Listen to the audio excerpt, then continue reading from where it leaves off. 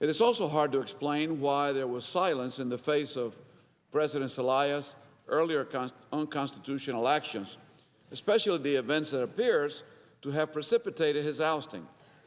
The storming of a military base to seize and distribute ballots for a referendum that previously had been declared unconstitutional by the Honduran Supreme Court.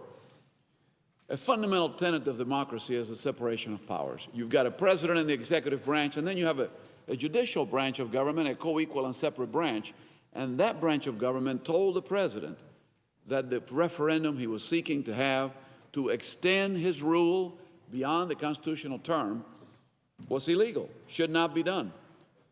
He was undeterred, and he was completely unrepentant as he sought to continue with his plan to have a referendum, even though the Congress, even though the judiciary had already told him that that was in contravention of the Constitution of their country.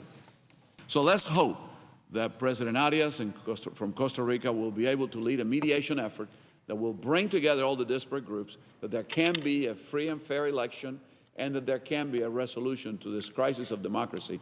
But let it also be a wake-up call to the rest of us who have been silently by as this erosion of democracy takes place one country at a time in Latin America.